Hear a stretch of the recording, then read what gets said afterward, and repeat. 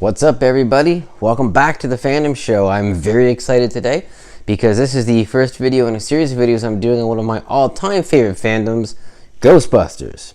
Now, I'm going to be doing a video that goes into detail on the first and second movies as far as the cartoon series, but for this particular video, it's more of an introduction. I thought it'd be cool to start off by just talking about some of the ways that I've personally connected with Ghostbusters over the years and how it's impacted me throughout my life. So to start, I want to just go over seven different ways that Ghostbusters has affected me. So first of all, I used to think that Vigo the Carpathian, which is of course the scary guy in the painting from Ghostbusters 2, this dude right here.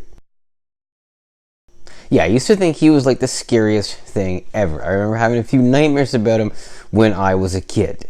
Second thing, everybody knows the classic Ghostbusters theme by Ray Parker Jr. You heard at the start of this video. Obviously, I'm not going to miss that.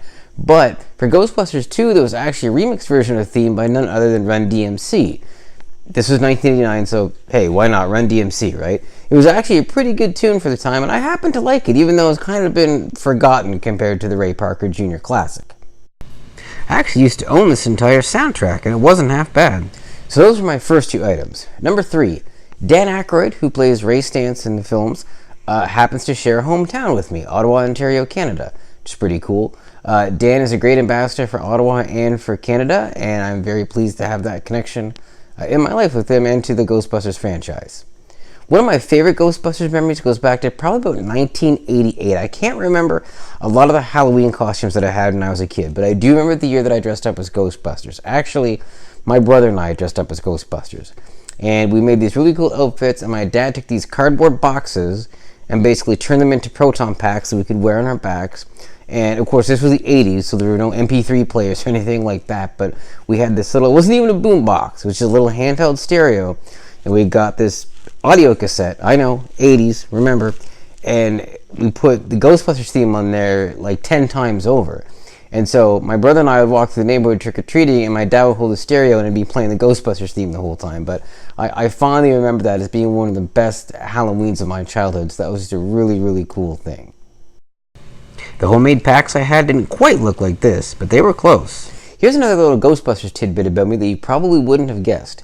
In 1994, 13-year-old me actually started writing a script for Ghostbusters 3. Let me explain. My dad had brought home this laptop computer from work, and of course in 1994, laptops weren't very fancy at all. This particular computer couldn't do much of anything, but it could do word processing. So anybody who knows me knows I'm a writer by nature, so I decided to put this word processor to work, and one of the things I decided to do was write a script for a third Ghostbusters movie. I don't remember what the story was. I do remember that my 13-year-old brain thought it was really, really cool. I didn't say the fall. I'd love to go back and read it, but that's never going to happen. And that's kind of my interesting story there about how I dabbled a little teeny bit in writing a Ghostbusters script. I have since written a full movie script. I may talk more about that on a later episode of the show, but back to Ghostbusters.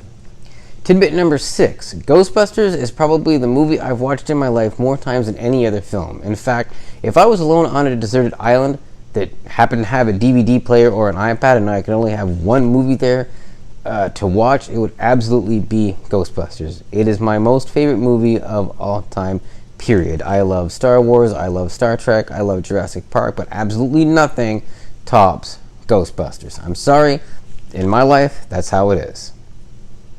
And the final tidbit refers to the Ghostbusters cartoon series. I have watched a few episodes of the series. In fact, I've probably watched all of the episodes of the series over the years.